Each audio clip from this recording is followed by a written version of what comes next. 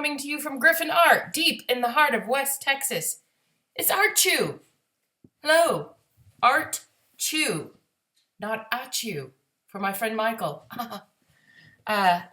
Today, I have some good things, very good things, to talk to you about.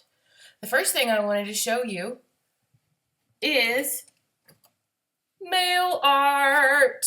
Ta-da! So I'm part of a swap group that's on a website called ATCs for All. You can Google that if you want to look at it. ATC stands for Artist Trading Card.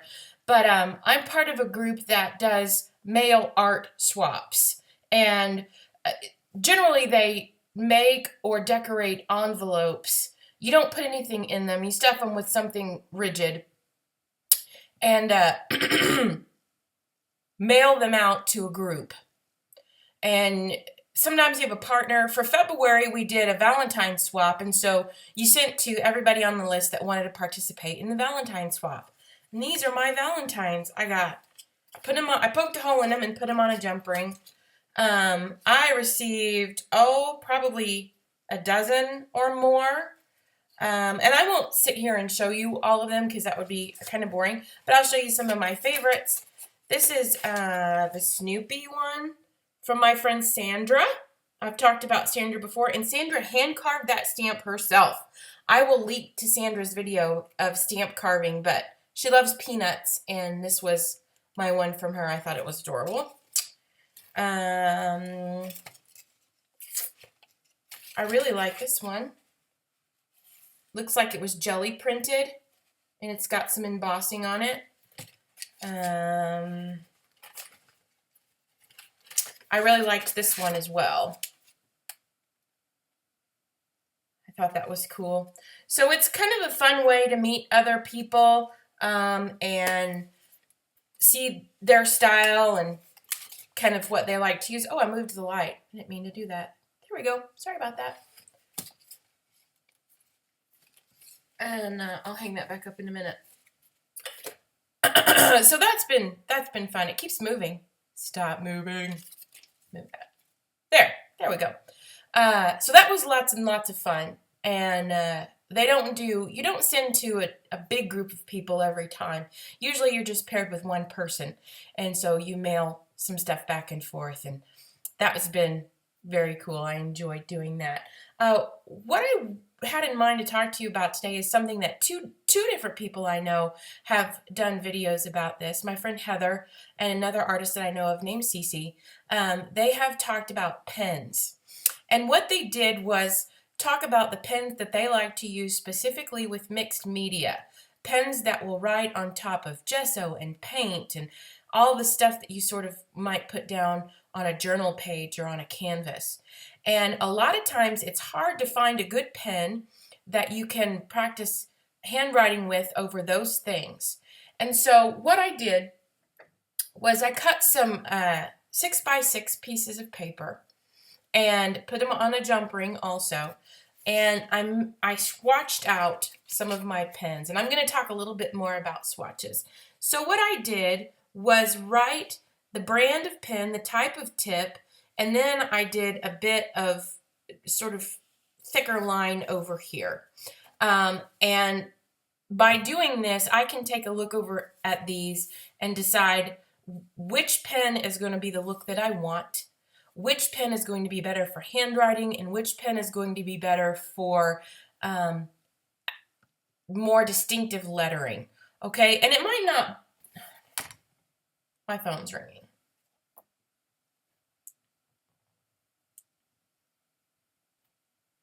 I'll deal with that later.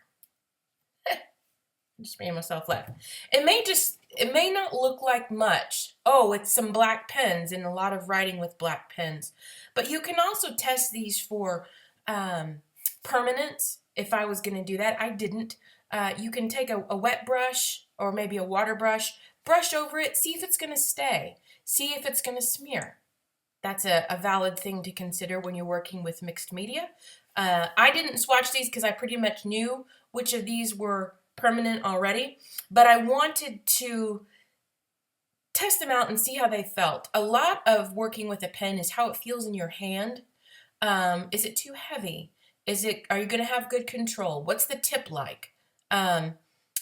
Is the ink, and I did all blacks, and certainly I don't own only black pens, but I did blacks here. Is it going to be dark? Is it going to be transparent? Is it, there are a lot of things that you want to test out. And these were all pens that I already owned. I didn't go buy anything special for this test. You don't have to spend a lot of money to find the pen that works for you. There are very expensive pens in this world. Mont Blanc pens are fountain pens that are very expensive. And if you're a collector and that's something that you want to do, that's certainly up to you. I like fountain pens. I don't use them very often. They're a little troubling on the upkeep, making sure things are cleaned up. If you wanted to use a calligraphy nib all the time, God bless you. I'm not that person. I have several pen holders and lots of nibs, and I like to use them occasionally for certain things. My calligraphy is terrible. I fake it most of the time. But the pen that's my favorite right now is actually a very cheap pen. It's the Pentel Energel, the 0.7 tip. It is not permanent, okay? It's gel ink, but it allows me very good control when I'm doing regular handwriting or regular lettering, and I'm not going to put anything wet on top of it. I like it very much. I'm also a big fan of the Pigma Micron, which I pulled out, and I'll show you the Pentel one first. My husband actually got me hooked on these. This is the Energel liquid gel ink by Pentel. It's got a grippy click top. It's got a fairly fat barrel. I really like this pen, and these are not insanely expensive. This is the Pigma Micron. I'm sure most of my crafty and designer friends have seen these before. This is a 0.01 tip. That's fairly fine. Slender body. Can you see it? Maybe if I put it against my face. Tip is fairly small.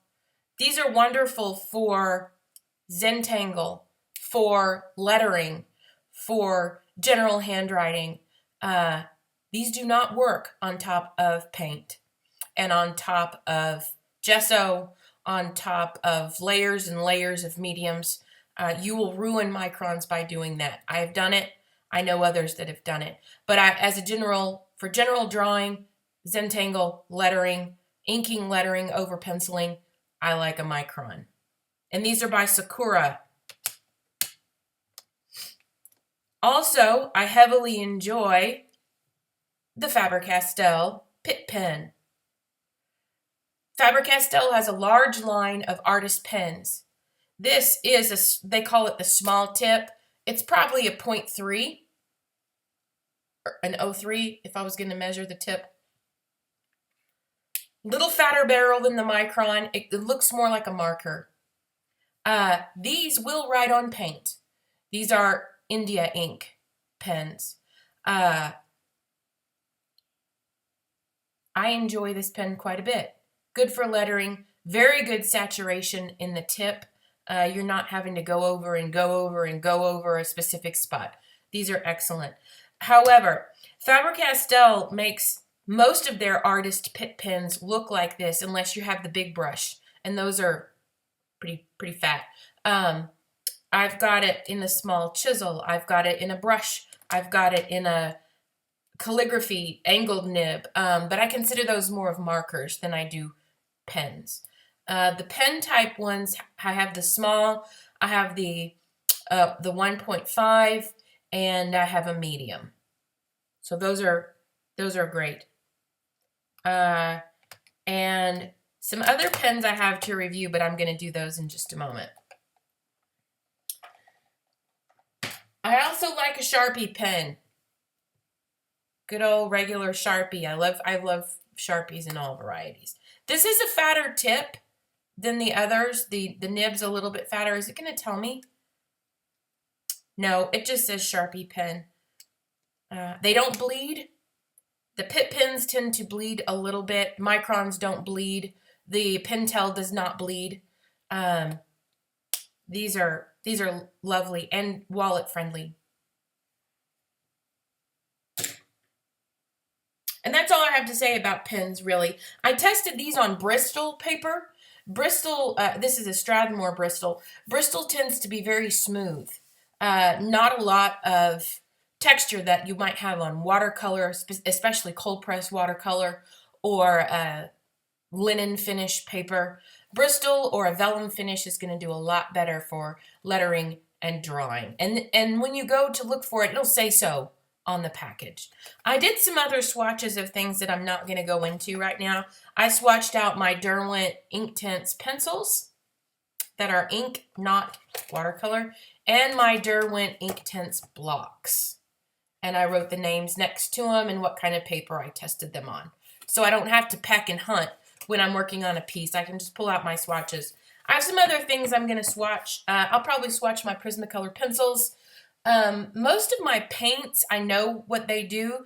I may swatch out my watercolors just to see how they're going to look when they're on the paper. Acrylics usually are generally true to how they look on your palette.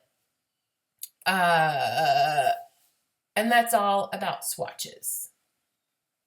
I have some spray inks that I might swatch, but they're all really, really water soluble, and so spray inks I don't use a whole lot. I use spray paint, spray acrylic paint that I mix up myself, like this. This is just white acrylic paint and airbrush medium. You can use water. Use less water if you do use water, but I do about a 50-50 mix of white paint and Golden's airbrush medium. Boy. There, airbrush medium. In a little spray bottle. If I'm going to spray through a stencil or, want that sort of look. But I do have some other spray inks that are not permanent, and so I don't use them very often unless it's going to be the very last thing I put on. And it's extremely hard to control. I have to lay out paper to cover things. My keyboard. Look at that. All that junk on there. Yeah, this keyboard is less than a year old too. So you have to cover things. You have to be a little more careful than me. My mouse looks pretty bad too. It's covered with paint and junk. This week, I received my March Sketchbox. I'm so excited. I have it right down here. Let me get it. Ta-da! Has a nice, last month it had a pineapple. This month we've got a nice floral design on top of the box. Sketchbox is delivered once a month. I get the premium box. Don't have to get the premium box. That's just what was gifted to me. So I'm opening the box. I'm gonna angle this down a touch more. There we go. Opening the box. And the first thing I see is a mini sketchbook, a pocket sketchbook from Daler and Rowney. Kind of looks like a mini Moleskine. I haven't opened it yet. That's in there. Then I've got the card that tells me what's in the sketchbox and a little piece of work by, it's upside down. There we go. The featured artist this month. His name is Cody Ruse. And his website's listed and a little bio. And then a card that tells me what's in my box for this month. Okay, the thing that blew me away the most was this. This is a full set of Iron Lac fine liner pens. I'd never heard of Iron Lac before. These are technical drawing pens, so they are fine liners. And they are having a 0.4 tip. So interesting that I talked about pens when these came in the mail. And I had already written down and planned to talk about pens. Yes, a full set. These are not permanent. It does say they are bleed proof, which I tested and they are. A lovely rainbow of colors. This awesome case. And they have sort of a triangular shape. They're not round. So they're not going to roll off your table. But Holy cow. How fun will it be to play with these and do some lettering? Yes, yes, it will. Also, not in that set was the Iron Lac permanent marker also in a 0.4 tip. This bled. I used this in my Moleskine journal, and this bled through to the opposite page. So I'm going to make sure I want to use this on something a little bit thicker, a Bristol, a watercolor, not anything too thin. This is going to tell me where they're made? No, but I'm sure you can look them up. Iron Lac, IRONLAK. Got that. So that's 3 things so far. And the fourth, I got a sticker. I get a sticker every time. I think they're fun. I'm not going to put it on my car or anything. Oh, that's just my pencil. That doesn't go in there. The last thing that was in there is a Copic. Copic wide. Wait till you see this tip. Copics are extremely expensive. I don't own any. This is the first one I've ever gotten. Look at that. Oh, it's so cool. Bled right through the skinny paper I used it on. So I'm going to use something thick. It's a B34 extra broad, made in Japan. It's sort of a steel blue color. It's not giving me a color name on there, but that's cool. Okay, that's just cool to me. I'd love to have a whole set. There was a YouTube video I came across a couple of months ago, and I think maybe my husband sent it to me, of a gentleman who was freehanding logos that already exist, and he was using some of these wide. I don't know if it was this exact one, but he was using some wide tip markers and drawing them out, and they look exactly like they were supposed to. He didn't rule it up. There were no lines underneath. He just did it. I think it was a master penman of some sort. I'm going to go look that up. I may link to that. And as always, after I get this uploaded to my website, I'll have an entire live link list over there, not just the little fly out things or the list in the description. So that's everything that was in my March Sketchbox. I was thrilled. The last one from my gift subscription comes in April. I'll be very sad. So hopefully, dear husband of mine, if you're watching my video, I don't know if you watch my videos,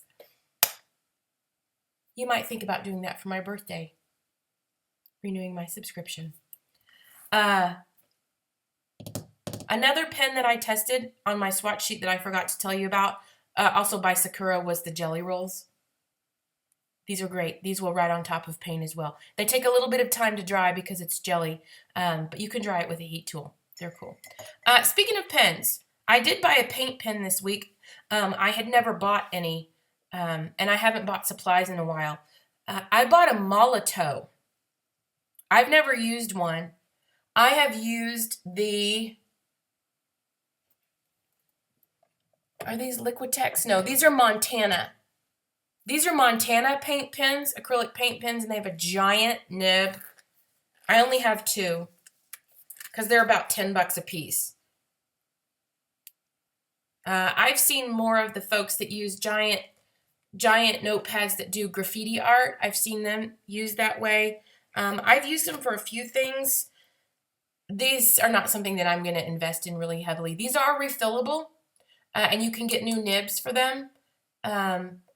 But this is a 15 millimeter nib, replaceable tip. Montana is the brand, water-based acrylic paint. I just wanted to try them out really. Oh, I have 3. I have it in red, yellow, and gold. The gold one is the one I like the most. But Molotow also makes a paint pen, and these are more recognizable to craft people like myself. And I got one in white. I'm going to take it out of the package. It was $9, and it's pretty slender, 1 millimeter. I got it in white.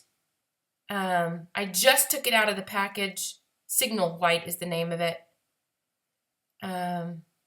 This is nice. It's got a see-through window here so you can see where your paint level is. That's cool. I don't believe Molotows are refillable. It's going to tell me where they made. Where they're made? Where are you made? Molotow? Germany. Made in Germany. I wanted a white paint pen for fine detail in my art journal. So this was just a little add-on for me this week. How do you store pens? Pen storage is a tricky thing. I used to store them upside down because I wanted the ink to flow to the tip. This can lead to messes. It doesn't always, but it can. I didn't store them this way because I didn't want it all to drain out. Best way to store your pen? Flat. I keep an little art bin box. This one usually is in my bag because I keep a variety of pens with me. I'm just that nerdy, so they go flat. The most fun thing that I've used my pens on lately is my bullet journal. I have started bullet journaling. If you don't know what bullet journaling is, I'm going to let you look that up. I will link to the YouTube channel. That is the main one of the guy who kind of came up with it. But it's really, there's not anything to come up with. It's a daily planner with different sections that you create yourself instead of using a phone app. It's analog, basically.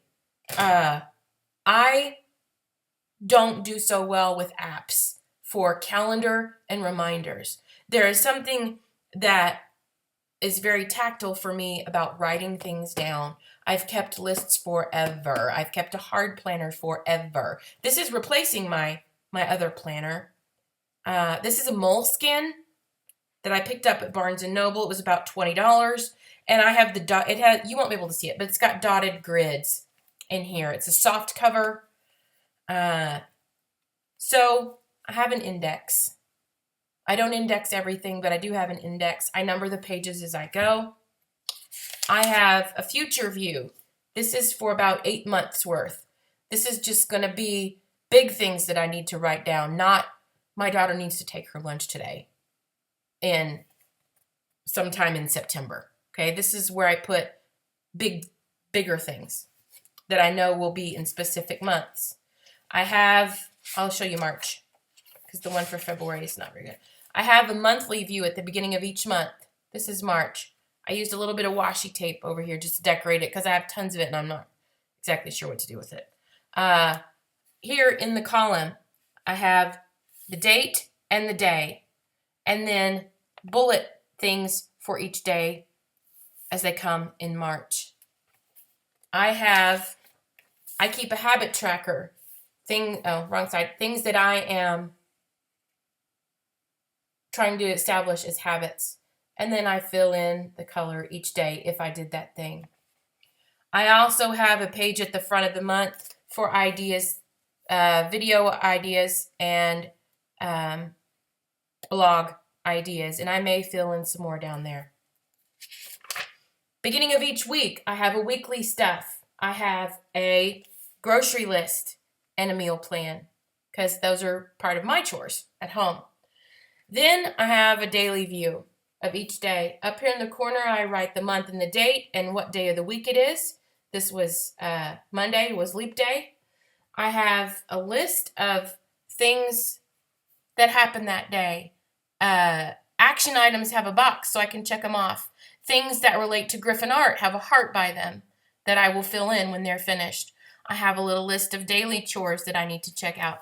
And then I have a section for gratitude down at the bottom. Things that I'm thankful for that day. And that's intentional on my part because I forget to be grateful. And I've done that for each day this week. Gratitude, daily chores, things to be done, date, month, day. I voted. I wrote that on today's by accident. So I wrote, I voted, and then underneath it says yesterday. So that's basically what that looks like. I have that filled out for the rest of the week. I try not to get more than a week in advance because those things are written over in my future view for big things. If I try to nickel and dime it out through the rest of the month, I get too lost. I do remember to number my pages as I go. And I did create a page here for March purchases. These are personal purchases, things that I make for Gryphon or things that I make with my monthly pocket money. So I know where my money is going, and so that I'm not pulling away from my husband and I's general budget and being crazy. I write what I purchased, where I purchased it from, and the price, and I mark whether it was for Gryphon or whether it was personal. And I added that to my index so that I can say, oh, where are my March purchases? They're on page 28. Okay. In the back, I have a couple of pages that are called collections. Collections, as near as I can understand, are lists of things that you want to keep track of that are, so you're not carrying around Post-its or have a bunch of random notes in the Notes app on my phone. Things that I want to keep track of are phrases for lettering, books to read, and artistic goals, and supplies to find. Don't know if I want to order them, just things I'm interested in looking at. So those are a few lists that I keep in the back. And that's how far I am. It's a whole thing. There's tons of people doing this. And they will change up the way it looks. They use it to practice lettering. They use it to be more mindful of what they're doing. So that's my philosophical thought mixed in with my organizational thought. I cleaned down here in my studio space. I pushed my table back over here, you can see. I replaced my underpaper that my daughter promptly wrote on, but that's okay. She's allowed down here, so I'll probably add it. I do save my underpaper and try to work with it a little bit if I can. If it's too demolished, it's too demolished. Oh, look. There's a gesso spot on my shirt. You don't know how many shirts I have that I've ruined with gesso. It doesn't come out. I've not found a way for it to come out. So I'm at 27 minutes. We're kind of long-winded today. Loved my Sketchbox. Enjoyed talking to you about pens. Have a great day. Make something. Do something. And remember to give love.